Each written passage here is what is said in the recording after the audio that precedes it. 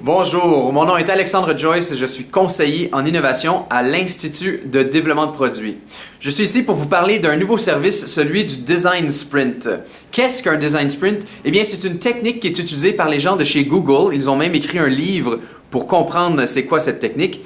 Et cette technique permet d'avancer rapidement un projet pour être en mesure de prendre une décision. Par exemple, est-ce que vous voulez changer un produit pour pouvoir mieux le vendre aux États-Unis ou en Europe?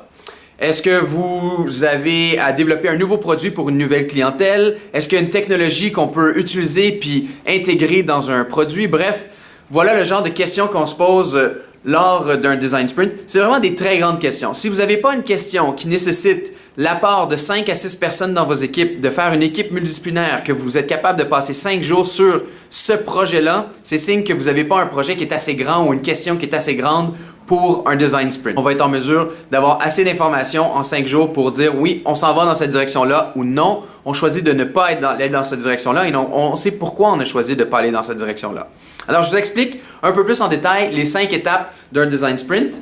Le tout commence avec la première journée.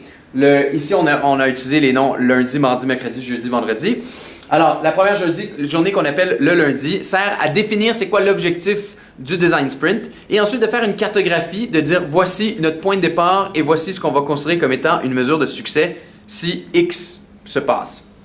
Ensuite, la deuxième journée, c'est la journée de la créativité. On sort les idées, on s'inspire, on fait des démos, on essaie de voir c'est quoi les opportunités qui sont devant nous et on arrive à développer des concepts.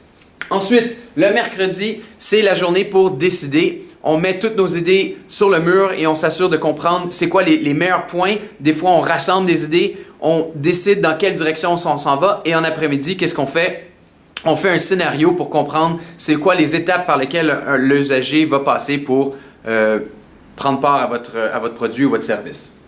Le jeudi, c'est la journée du prototype. Alors, un prototype dans le cadre d'un design sprint, c'est vraiment une façade. L'objectif étant d'avoir un prototype le plus réaliste possible, pas nécessairement un prototype fonctionnel, mais bel et bien un prototype réaliste. Pourquoi? Parce que le vendredi, qui est la dernière journée, nous faisons des tests avec des vrais clients. On invite ces clients-là chez soi ou on va les rencontrer, peu importe. On les enregistre et on a un retour réel sur le prototype qu'on leur met entre les mains. C'est vraiment eux qui nous donnent le son de cloche. C'est les décideurs, dans le fond, c'est à travers la validation qu'on fait avec eux qu'on est en mesure de décider parce que c'est le vendredi après-midi qu'on décide est-ce qu'on investit, est-ce qu'on va dans cette direction-là, c'est quoi la prochaine étape pour ce projet. Voilà ce qu'on fait le vendredi. Alors voilà, en 5 jours, on a la chance de passer d'une idée, d'une opportunité, on clarifie le tout, on travaille en équipe multidisciplinaire et mon rôle en tant que facilitateur, c'est de vous aider, vous guider à travers cette méthodologie-là pour s'assurer d'avoir un résultat très concret